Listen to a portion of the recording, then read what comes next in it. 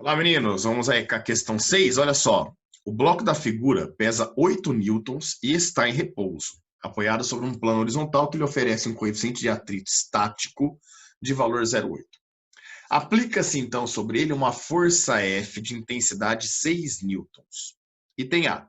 O vetor que melhor representa a força exercida pelo bloco sobre o plano de apoio é... Meninos, olha só que bacana. Nós sabemos que as forças que atuam no bloco são força-peso, que é vertical para baixo, força normal, que é sempre perpendicular à superfície, indo da superfície para o corpo, nesse caso, portanto, vertical para cima. Nós temos a força F, que tenta, não significa que consegue, né, mas que tenta empurrar o bloco para a direita. E, como o bloco vai tentar deslizar para a direita, o bloco ele vai estar aqui, ó, nesse ponto aqui, empurrando a superfície para a direita, na verdade. Ó, o bloco empurra a superfície para a direita. Por reação, a superfície empurra ele para a esquerda. Essa força é chamada por nós de força de atrito, que é contrária ao deslizamento ou à tentativa de deslizamento. Bom, olha que bacana. Se a gente for pensar aqui, ação e reação, não é verdade? Toda vez que a gente falar em ação e reação, senhores, olha o que nós teremos. Vou colocar todo mundo aqui, tá? Então, o que é essa bola azul aí? Essa bola azul é a Terra. Certo ou não? Terra.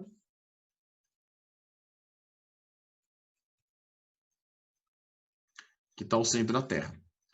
Por que aparece a força-peso lá no bloco? Porque a Terra gera um campo gravitacional que interage com a massa do bloco. E aí aparece para nós a força-peso. Certo? Porém, o bloco que tem massa também gera campo gravitacional, que interage com a massa da Terra. E por reação, aparece também a mesma força-peso.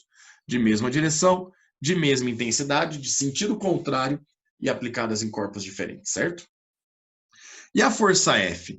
Por que aparece a força F aqui na caixa? Porque alguém veio aqui e empurrou. Quem que empurrou? Uma pessoa. Então aqui tinha um cidadão, ó.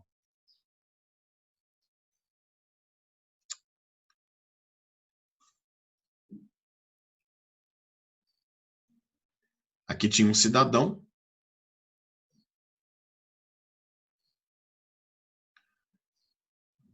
que estava empurrando aquela caixa.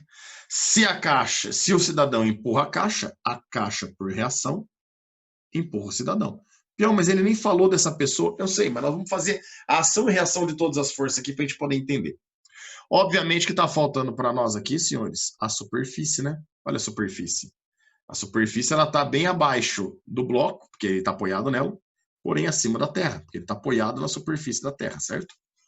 Aí olha o que acontece. Por que aparece a normal no bloco, né? Porque o bloco apoia na superfície. Se ela apoia na superfície, ela empurra. Deixa eu colocar do outro lado aqui, ó. Ela empurra a superfície para baixo. Certo ou não? Por reação, a superfície empurra o bloco para cima. Essa força é o que nós chamamos de normal. Olha a ação e reação. Nossa, peão, peso e normal não formam para ação e reação? Jamais. Uma força do tipo contato, a outra força do tipo campo. Não tem como elas formarem para ação e reação, né? A ação da normal é quando o bloco empurra a superfície. Por reação, a superfície empurra o bloco. Ah, peão, mas por que a gente nunca desenha essa força? Porque ele nunca pediu para você calcular a aceleração do chão. Determina a resultante do chão. Nunca aconteceu. É a primeira vez que nós vamos ter que analisar, ó. Vetor que melhor representa a força exercida pelo bloco sobre o plano de apoio, sobre o chão.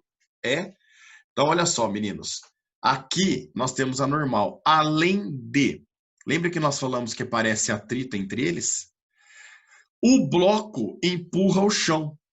Por reação, o chão empurra o bloco. Olha lá. Aqui nós temos a força de atrito, certo?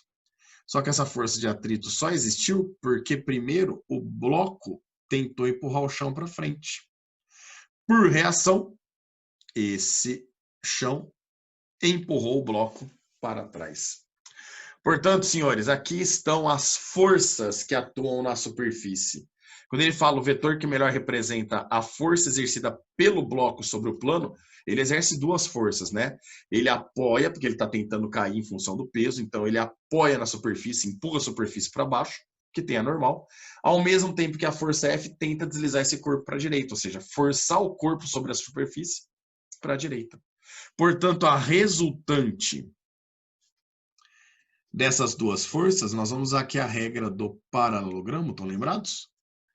E tendo essa regra aqui, ó, a gente determina que a força resultante que atua aqui, ela é inclinada aqui, ó, apontando para sudeste ou apontando para o terceiro quadrante, coloque como quiser. Essa é a resultante das forças. Que para o item A, dá para nós a alternativa correta, alternativa D. Cuidado que a alternativa E, ela é a resultante dessas forças, ó, lá no bloco. Seria a resultante que a superfície faz no bloco e não a que o bloco faz na superfície, tudo bem? Então essa daqui era a análise e a resposta do item A. Percebe que a gente fez uma análise mais completa até do que era necessário. No item B, ele quer saber a intensidade da referida força, dessa resultante. Então vamos lá, preciso saber o valor normal. Como está em repouso, está em equilíbrio, se o peso do corpo vale 8 newtons, garante para nós que a normal, que está equilibrando com o peso, também vale 8 newtons. Já a força de atrito, senhores, a gente calcula pelo μ vezes a normal, certo? Então, olha só, μ vezes a normal. A normal vale 8 newtons e o μ vale 0,8. E 8 vezes 0,8 dá 6,4 newtons. Mas olha que bacana. A força F, ela vale 6 newtons. E o atrito, ele age, o atrito estático, hein? Lembre-se que esse atrito aqui é o estático para nós, né? E o valor que a gente calcula pela fórmula é sempre o valor máximo dele. O atrito estático, ele vai agir de acordo com o que é necessário. Ele pode segurar até 6,4, mas está sendo solicitado apenas 6. Isso significa que a força de atrito que vai atuar no bloco aqui na superfície vale 6 newtons. Não vai ser o máximo valor dele, certo? A partir daí, para calcular a força resultante, é um caso particular, né? Força resultante ao quadrado vai ser um vetor ao quadrado, que é 8, mais o outro vetor ao quadrado, que é 6. É só você fazer essa continha aí. Na verdade, essa continha você não faz, tá? Lembra-se que esse triângulo é um triângulo pitagórico, né? Lembra o 3, 4, 5? Só que multiplicado por 2. 3 vezes 2 dá 6, 4 vezes 2 dá 8, portanto, 5 vezes 2. A gente chega que a resultante vale 10 newtons para nós. Fechou, meninos? Grande abraço a todos.